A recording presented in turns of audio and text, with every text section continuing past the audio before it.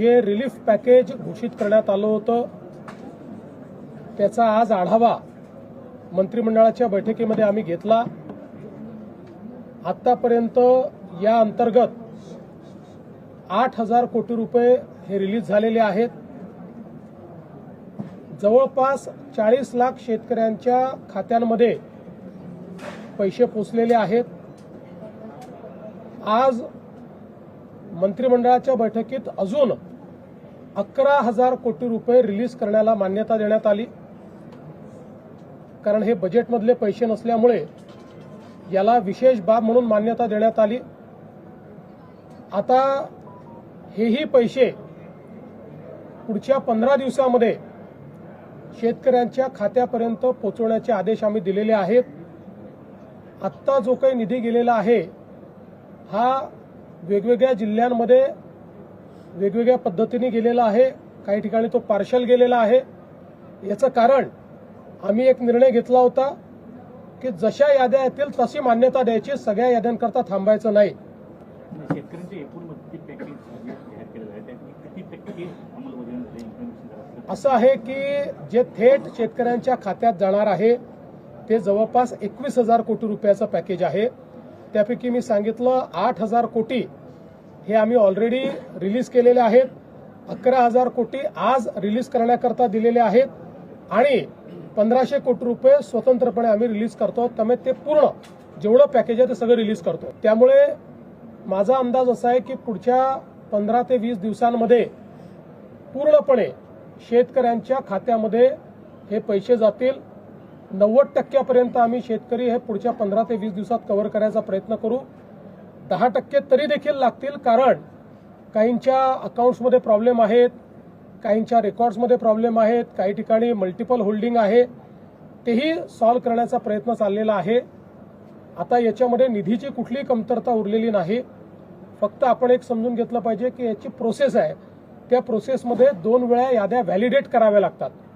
कारण जसं कोणी पात्र सुटू नये तसंच कोणी अपात्र किंवा जो एलिजिबल नाही त्याच्या खात्यामध्ये पैसे जाऊ नये याकरता याच्यात मोठ्या प्रमाणात आपल्याला त्याचं रिव्हॅलिडेशन करावं लागतं।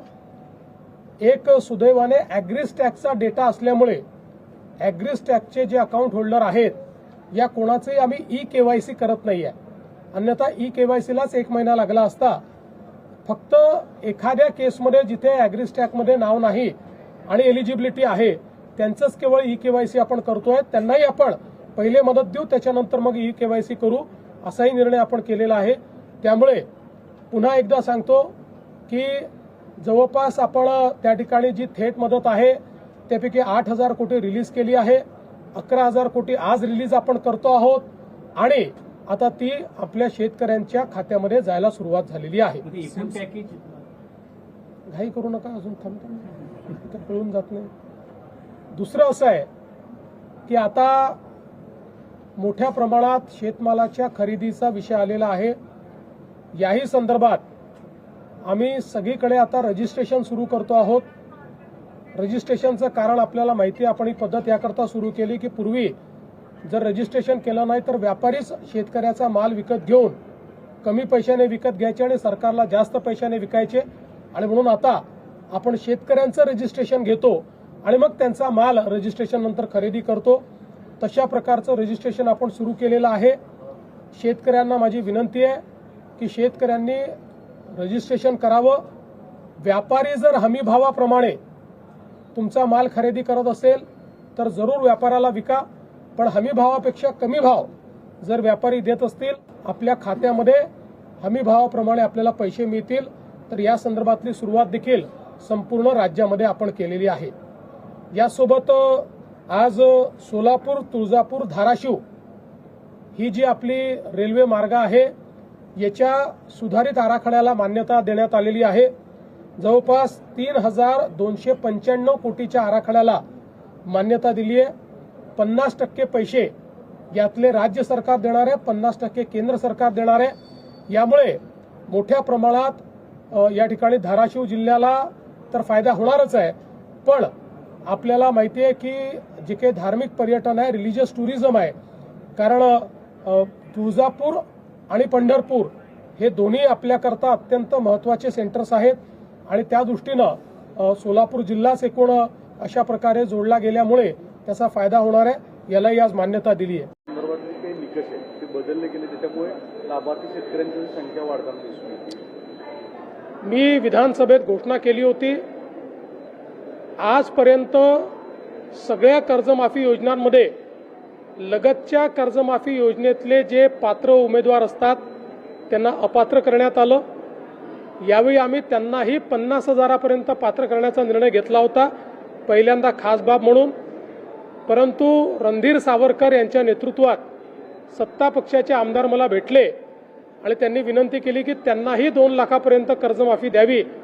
म्हणून पहिल्यांदा राज्याच्या इतिहासामध्ये कर्जमाफीमध्ये त्यांचाही समावेश करण्यात आलेला आहे.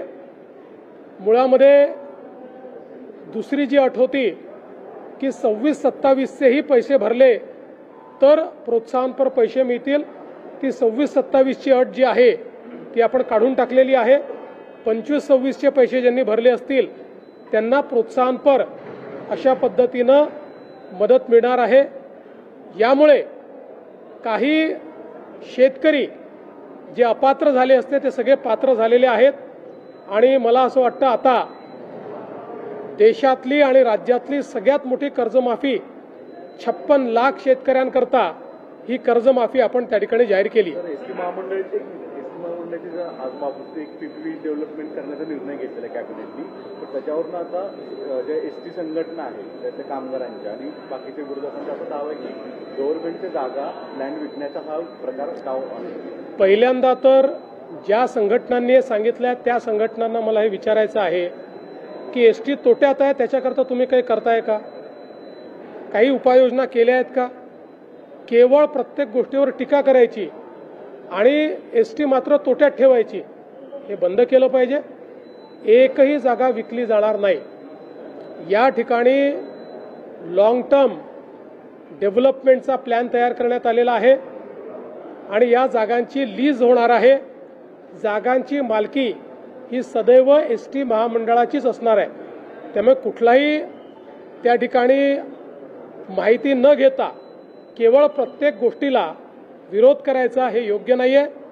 पहिल्यांदा या सगळ्या संघटनांची जबाबदारी आहे की एसटीच्या सगळ्या घोटाळ्यांना बाजूला करून एसटी फायद्यात आणली पाहिजे. या दृष्टीनं मात्र कुठलंही काम करताना ते दिसत नाही.